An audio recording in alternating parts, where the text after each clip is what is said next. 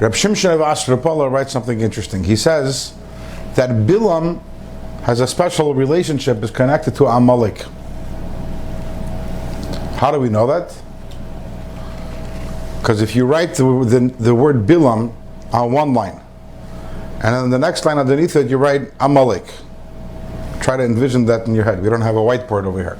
You write Bilam, and you write Amalek. Then you take the first two letters of Bilam and the first two letters of Amalek. What does that make up?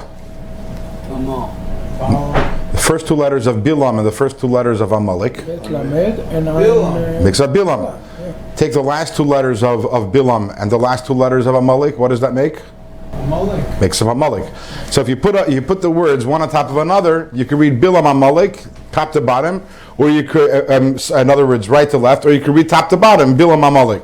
What's the antidote to the Bilam Amalek, the enemies of Klal Yisrael? Is Ava and Yira. Do that again. Put Ava on the top line, and actually put Yira on the top line and Ava on the bottom line. Yira and Ava. So the first two letters of Yira and the first two letters of Ava spell Yira, and the last two letters of Yira and the last two letters of Ava spell Ava. So again, Yira and Ava. If you put Yira on top of Ava, you can read them either way. You can read it side to side or top to bottom. What's the connection? That when we have Yira and Ava, we're able to combat Bilam and Amalek. So the Rebbe, in a Sikha, the Rebbe explains something interesting with the connection between Bilam and Amalek. Amalek had very good yichus. Who was Amalek? Amalek was a great grandchild. Amalek was a grandchild of Esav, a great grandchild of Yitzchak, and a great grandchild of Avraham Avinu. Good yichus. Good yichus. Hard to find better yichus than having a great grandfather Yitzchak. Your great grandfather is Avraham Avinu. You know, today in our circles you could have found a very good shidduch. You don't get better than that. This is the most Rebbesh family that you can find. Bilam was a grandchild of Lavan.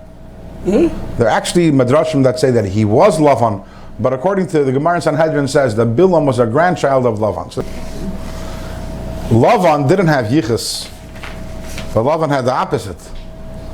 Lavan is the ancestor of all of Klal Yisrael. When he confronted Yaakov Avinu, he says, Habanim Banai, Habanai is Benaisai, all the 12 Shvatim that you have, they're all my children, they're all my ancestors, they're all my descendants. So these are both very, very chashuv people. These aren't people who are coming from the outside.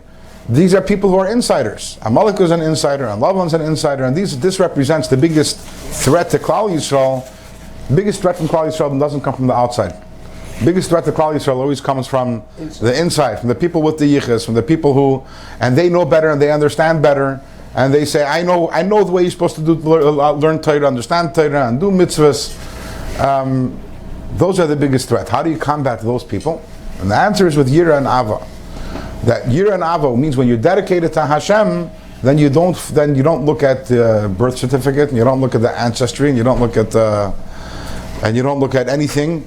You know one thing: is this correct according to Torah? Is this what Hashem wants or not? So when you have Yira and Ava, when you're properly grounded in your bittul to Hashem and your connection to Hashem, then you're able to fight off even the worst enemies, which are the enemies that come from within.